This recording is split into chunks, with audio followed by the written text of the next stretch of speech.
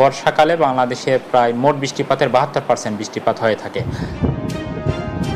আগামী 5 দিন দেশের বিভিন্ন অঞ্চলে হালকা থেকে মাঝারি ধরনের বৃষ্টিপাত হতে পারে বলে আবহাওয়ার পূর্বাভাসে বলা হয়েছে।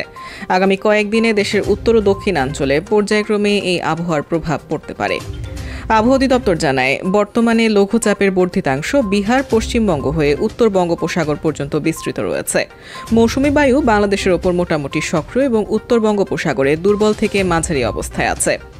আবহাওয়া অধিদপ্তর আরও জানায়, শনিবার সন্ধ্যা পর্যন্ত ঢাকা, ময়মনসিংহ, খুলনা, বরিশাল, চট্টগ্রাম ও সিলেট বিভাগের অনেক জায়গায় এবং রংপুর ও রাজশাহী বিভাগের 2-1 জায়গায় অস্থায়ীভাবে দমকা হাওয়া সহ হালকা থেকে মাঝারি ধরনের বৃষ্টি বা বজ্রসহ বৃষ্টি হতে পারে। কোথাও কোথাও মাঝারি ধরনের ভারী থেকে ভারী বর্ষণও হতে পারে। এ সময় সারা দেশে দিনের তাপমাত্রা সামান্য কমতে পারে, তবে রাতের তাপমাত্রা প্রায় অপরিবর্তিত থাকতে পারে। শনিবার সন্ধ্যা থেকে রবিবার সন্ধ্যা পর্যন্ত খুলনা, বরিশাল, চট্টগ্রাম ও সিলেট বিভাগের কিছু কিছু জায়গায় এবং ঢাকা ও ময়মনসিংহ বিভাগের 2-1 জায়গায় হালকা থেকে মাঝারি ধরনের বৃষ্টি বা বজ্রসহ বৃষ্টির সম্ভাবনা রয়েছে। অন্যদিকে দেশের বাকি অংশে আংশিক মেঘলা আকাশ সহ আবহাওয়া প্রধানত শুষ্ক থাকতে পারে। এ সময় দিনের তাপমাত্রা সামান্য বাড়তে পারে।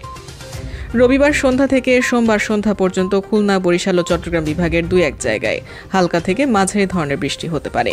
বাকি অঞ্চলে আবহাওয়া শুষ্ক থাকতে পারে। দিন ও রাতের তাপমাত্রা প্রায় অপরিবর্তিত থাকতে পারে।